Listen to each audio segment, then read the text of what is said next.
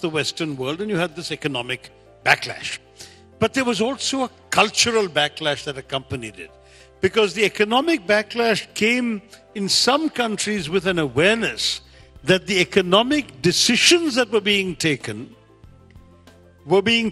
by a ruthless cosmopolitan elite in the boardrooms of financial firms like Goldman Sachs or Lehman Brothers, by Davos man, to use the famous phrase of Huntington, Davos man flitting around the world and addressing global issues in places like Switzerland, and that Davos man was making decisions out of a sense of deracination and disconnectedness to these poor workers. So from there came a rejection of cosmopolitanism, a rejection of internationalism and of globalization that then manifested itself in a certain amount of xenophobia and racism.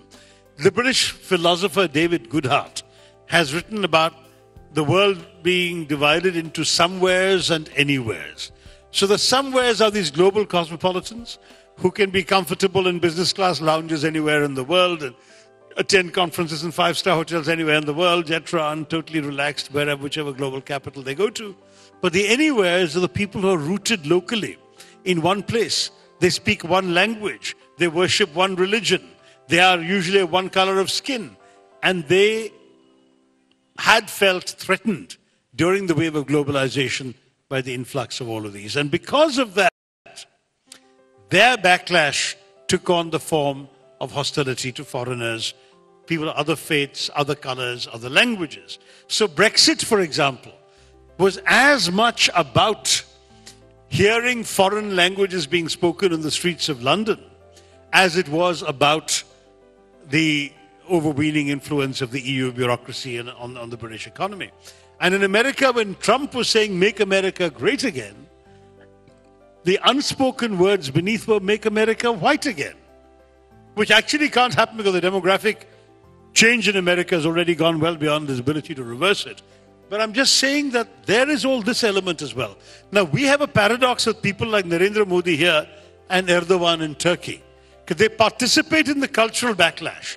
They claim to be more authentic representatives of their people, rooted in Islam in Turkey, in Hinduism here, rooted much more representative of the biases, the prejudices, the languages, the everything of their own people, unlike the guys who are Davos man. But they don't want to reject Davos man. The economic backlash, they don't want. They want to be part of Davos. They want to be, in other words, globalized economically because they're gaining from it. But they want to be localized politically, culturally in their own countries. So there are two backlashes. I'm sorry to give you such a long answer to your question, but that's what we're living with today, is a world of two different backlashes. So in America and Britain, both backlashes overlap. In India, we separate them very clearly. We're not rejecting the world yet. We're rejecting the world, if you like, culturally. And this government, in particular, doesn't like people who don't subscribe to Hindi, Hindutva, Hindustan. But when it comes to the world economy, boy, they want, every high honcho in Davos to eat out of their hands and buy their products and invest in India. So, Shashi, I want to shift focus now from a book that I've been reading for the past 1 week. Honestly, a very heavy book. Ooh. It was so difficult for me to digest. I'm so sorry, Samira. So I promise you my next one will be an easy breeze. I hope so. I look forward to reading it. Well, I've been going through your book and I realized there were a lot of new words that I had not come across. And I've also learned that you have added quite a few words to the English dictionary and vocabulary. Wow. I didn't think so, but anyway. Prepone? Have you heard of the word prepone?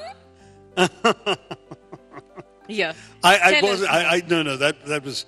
I thought I might have originated it because I sort of came up with it as a student at St. Stephen's and used it in an article and a short story and kept using it. And then years later, I came back to India and found it in widespread use.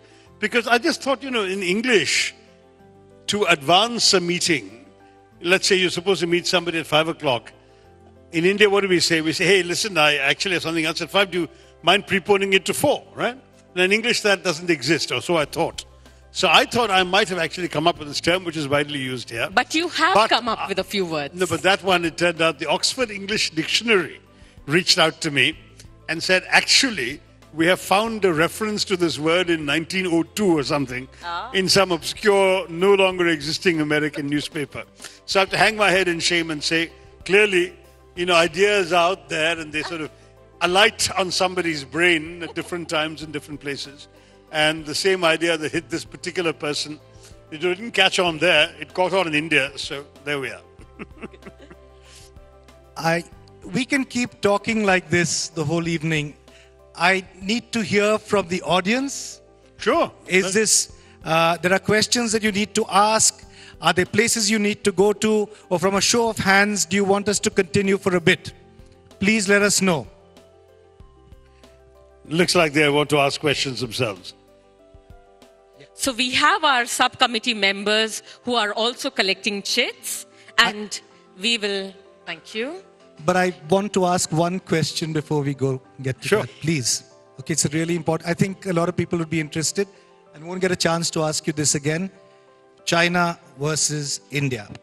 Their economy is much bigger than ours. They spend much more on their military than us. What is the balance sheet? If you were a prophet, what would you say about the next 5 years? I'd rather you hadn't asked that question, because I really think that race is over. In 1978, our economy was the same size as China's, and we actually had a slightly better per capita income because we had fewer people than they did.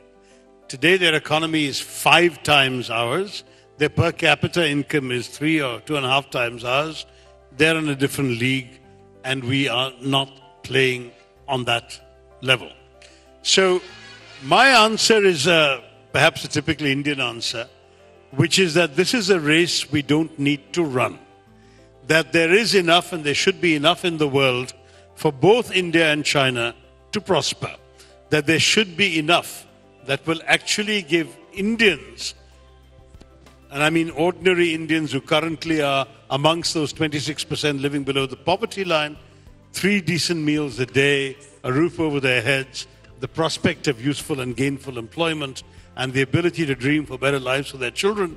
As long as Indians have that, I don't care how much better Chinese are doing.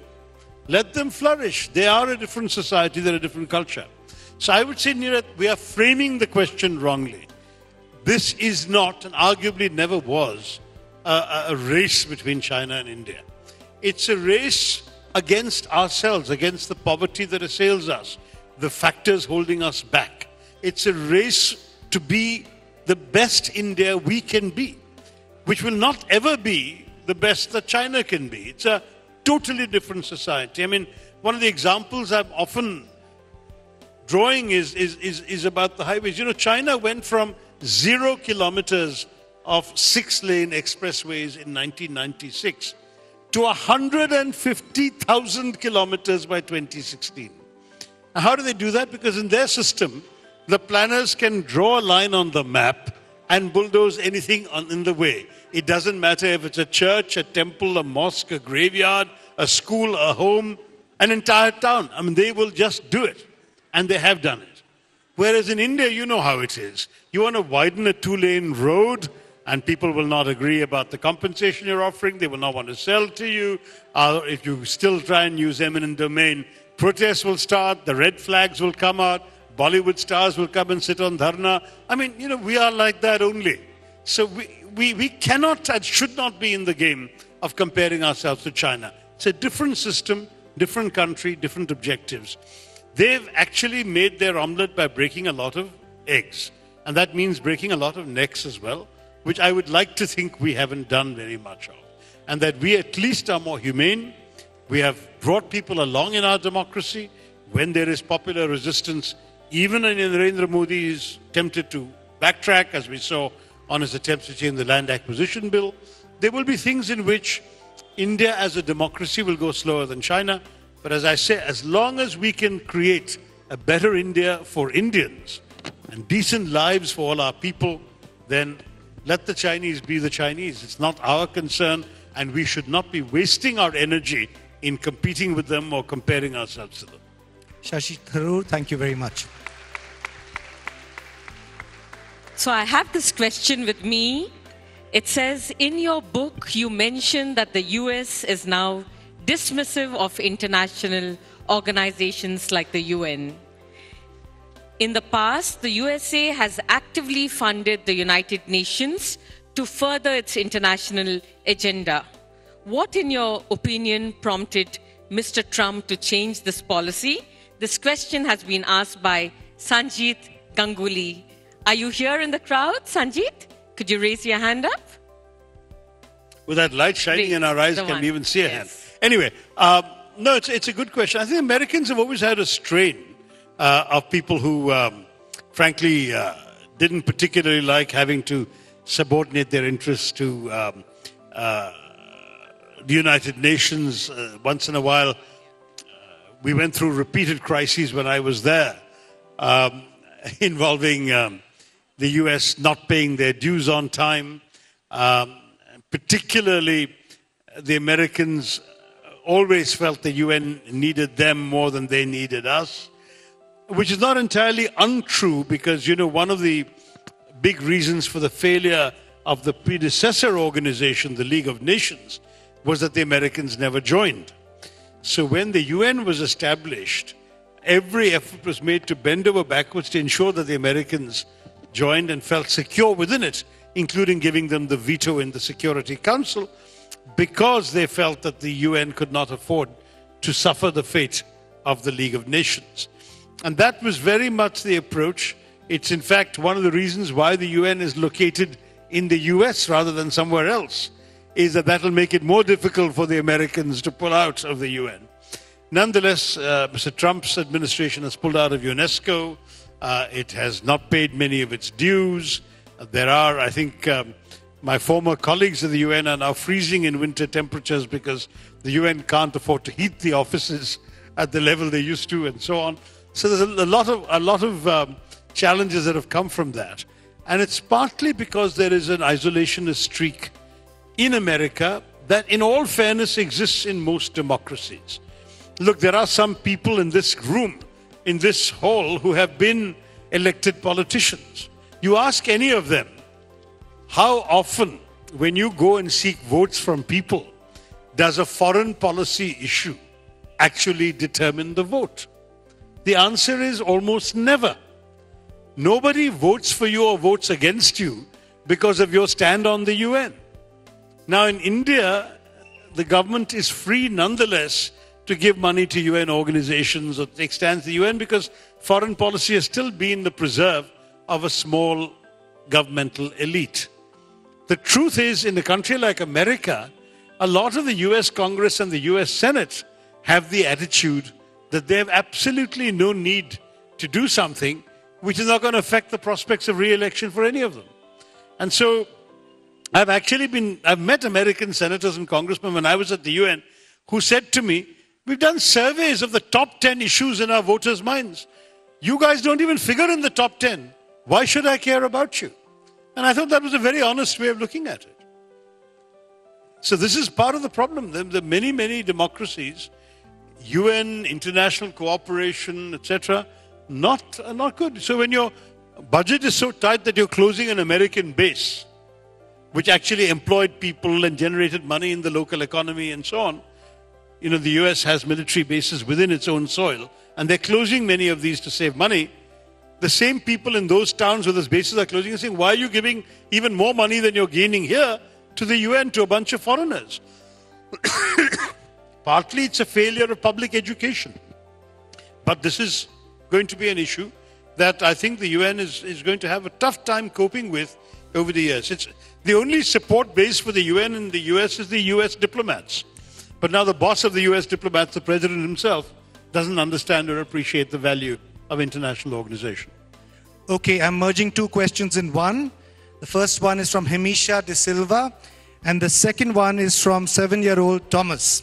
Thomas's question first: can you become the next Prime Minister of India? You heard the laughter. I think that's the answer. Okay, and Hemisha's question is, I wanted to know what is your favorite cuisine or food? Any dish in particular is your go-to comfort food? Two questions. Oh, great questions. Okay. So as far as the... you all want to Please stand up? Hemisha. Yes.